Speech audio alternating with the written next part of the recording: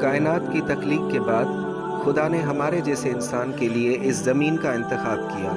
हमारे जैसे इंसान इसलिए कहना पड़ा क्योंकि खुदा ने खुद इस बात की तस्दीक की है कि इस आबाद ज़मीन यानी अर्थ जैसी 7 और ज़मीनें और आसमान हैं। सूरह तलाक की आयत नंबर 12 में बयान है, जिसने 7 आसमान बनाए और उन्हीं के जैसी ज़मीनें भी।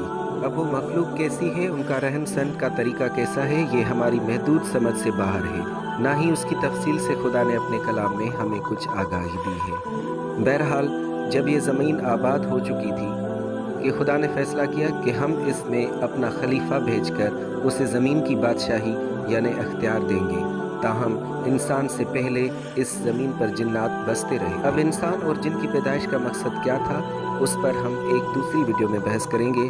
फ़िलहाल हम ये जानने की कोशिश करते हैं कि खालिक ने पहले इंसान की तख्लीक की इब्तिदा कैसे की और आज इंसान किस तरीके से पैदा होते हैं। कुरान मजीद में जगह जगह दुनिया के पहले इंसानों यानी आदम और हवा की तख्लीक के प्रोसेस और मराहिल से हमें आगाह किया गया है। चंद आयतों के हवालात हम इस वीडियो में देना चाहते हैं।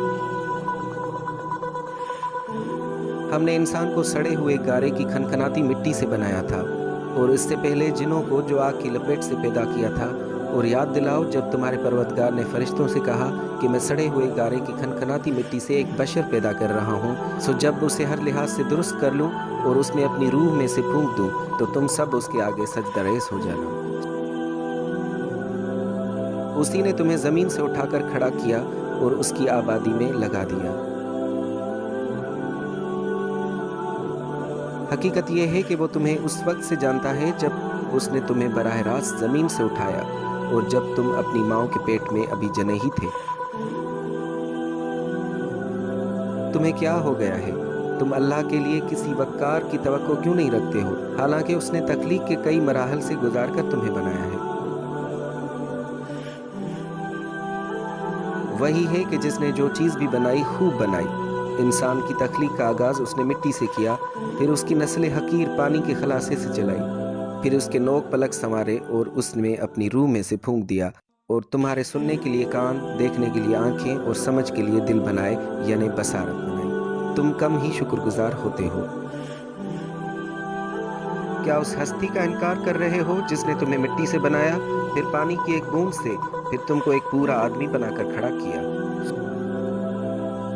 अगर तुम्हें दोबारा जी उठने के बारे में कुछ शक है तो गौर करो कि हमने तुम्हें मिट्टी से पैदा किया है, फिर नुत्फे से, फिर खून के लोथड़े से, फिर गोश्त की बूटी से, जो पूरी भी होती है और अधूरी भी, इसलिए कि तुम पर कुछ हकायक वाज़े करें। तुम्हारे मुनकरीन उसको नहीं मानते तो देखें कि हमने इंसान को मिट्टी के जौहर से पैदा किया, फिर उसको आगे के लिए हमने पानी की एक टपकी हुई बूंद से बनाकर एक महफूज ठिकाने में रख दिया। फिर पानी की उस बूंद को हमने एक लोथड़े की शक्ल दी और लोथड़े के गोश्त को एक बंधी हुई बूटी बनाया और उस बूटी की हड्डियां पैदा की और हड्डियों पर गोश्त चढ़ा दिया। फिर हमने उसको एक दूसरी ही मखलूक बनाकर खड़ा किया। कुरान से पहले मौजूद इल्हामी किताब इंजील के दूसरे बाब में भी इंसान की तख्लीक आयत नंबर 7 में बयान हुई है कि खुदा ने ज़मीन की मिट्टी से इंसान को बनाया और उसके नथनों में ज़िंदगी का दम फूंका तो इंसान जीती जां हुआ। इसी बाब की आयत नंबर 21-22 में बयान है कि और खुदा ने आदम को गहरी नींद भेजी और वो सो गया और उसकी पसलियों से एक पसली निकाल ली और उसकी जगह गोश्त को भर दिया। और खुदा ने पसली से जो उसने आदम से निकाली थी एक औरत बनाया और उसे आदम के पास लाया। और आदम ने कहा, ये तो अब मेरी हड्डियों में से हड्डी है और मेरे गोश्त में से गोश्त है, इसलिए ये नारी कहलाएगी क्योंकि वो नर से निकाली गई है। इल्हामी किताबों से खालिक की ज़बानी इंसान की तख्लीक के जो बराहिल बयान हुए हैं उनको हम आसान ज़बान में तफसील से बयान करते हैं। दरअसल कायनात की हर चीज़ मादे पर मबनी है, जिसमें एक लतीफ़ या नरम तरीन शक्ल है जिसे आम ज़बान में नूर यानी रोशनी के अल्फाज में बयान करते हैं। उसी मादे की किस्म से फरिश्ते पैदा किए गए थे। उसके बाद मादे की दूसरी सूरत जो कि रोशनी से थोड़ी ठोस है, जिसे हम आग कहते हैं, इस मादे की किस्म से जिन्नात को तख्लीक किया गया।